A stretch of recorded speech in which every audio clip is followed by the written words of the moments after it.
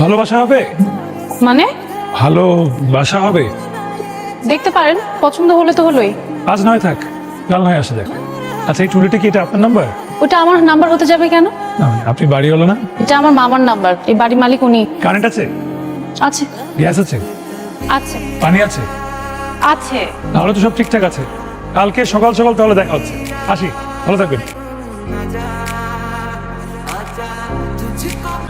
ওয়ালাইকুম আসসালাম। কাকে চাচ্ছিলেন? জি, গতকালকে বাসা ভাড়ার ব্যাপারে কথা বলে গেছিলাম। এই আমাকে তো কেউ এরকম কোনো কিছু বলেনি। দেখলেন, গতকাল বললাম আজ সকাল সকাল চলে আসলাম। উনি আজকে আসবেন এরকম কোনো কিছু গতকালকে তোকে বলে গেছিলেন? জি তুই আমাকে বললি না কেন? না, উনি বলেছিলেন আসবেন, কিন্তু ঠিক আছে, আপনি উপরে যান, আমি বাজার থেকে ফিরে বাকি আলাপ করছি।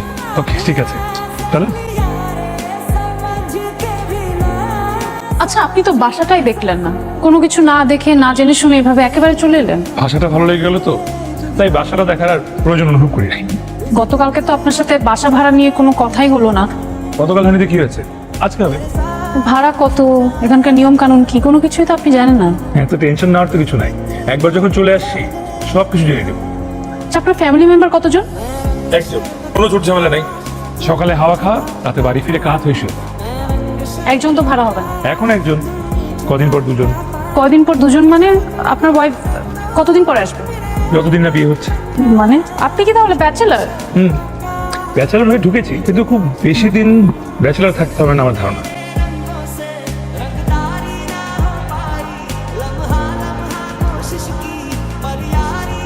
বাসায় কেউ নেই? আপনার কাকে লাগবে বলেন, আমাকে না মামিকে? একটা হাতুড়িকে দরকার। আপনার কি মনে হয় এই বাসায় কেউ রাজমিস্ত্রি বা কাঠমিস্ত্রির কাজ করে? আচ্ছা, না থাকলে নাই। হাতুড়ি কেন লাগবে? দেয়ালে পেরেক না, এই কাজ করা যাবে না। তাহলে মশারিটা নদীতে হবে। দেয়ালে টাঙানোর জন্য আঠা দিয়ে একটা হ্যাঙ্গার পাওয়া যায়, সেটা কিনে নেবেন, ওটা ব্যবহার করে দেখতে পারেন। ভালো বুদ্ধি দিচ্ছেন, চমৎকার একটা বুদ্ধির জন্য আপনাকে ধন্যবাদ। যদিও মেয়েদের এত বুদ্ধি থাকে তো ভালো না, এটা জানেন তো। জানি, বুদ্ধিমানরা ঠকে যায় আর বোকারা সুখী হয়।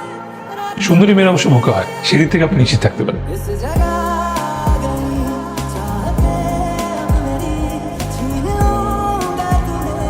মামা হঠাৎ করে অনেক অসুস্থ হয়ে গেছে, হসপিটালে ফোন করছি, লাইন এঙ্গেজ পাচ্ছি, আমাদের পরিচিত ডাক্তারকেও ফোন হচ্ছে না। আচ্ছা, সমস্যা নেই, আমি আমার পরিচিত ডাক্তার আছে, একদম ফোন দিলেই চলে আসবো।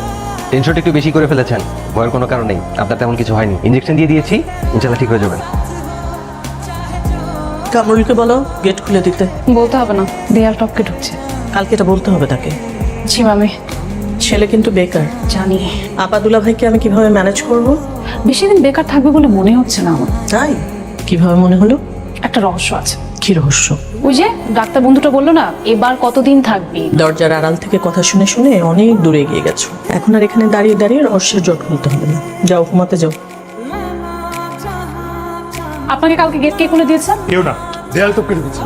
আপনার মতো এরকম একজন লোক রাত বিরাতে একটা ভদ্রলোকের বাড়িতে দেয়াল টপকে ঢুকছে। রাত 11টার পরে এই বাড়িতে ঢোকা নিষেধ, আপনি কি জানেন না? জি সরি, এরকম আর কখনো হবে না। আচ্ছা শুনেন, এখন থেকে আর ওই রাত করে ফেরার টেনশন করতে হবে না। মা আমাকে জানিয়ে দিন, আমি চলে যাচ্ছি। 2-1 দিনের মধ্যে চলে যাব। তুমি কি জানো তুমি রাতে বাসায় না ফেরা পর্যন্ত অনন্যা জেগে থাকতো? জানি বলেই রাতে আরো লেট করে ফিরতাম, সকালে ছাড়ি শোনার লোভে। তাহলে তো আর তোমাকে আমার কিছু বলার নেই, যা সিদ্ধান্ত নেবার দ্রুত নিও, বেশি অপেক্ষা রেখো না।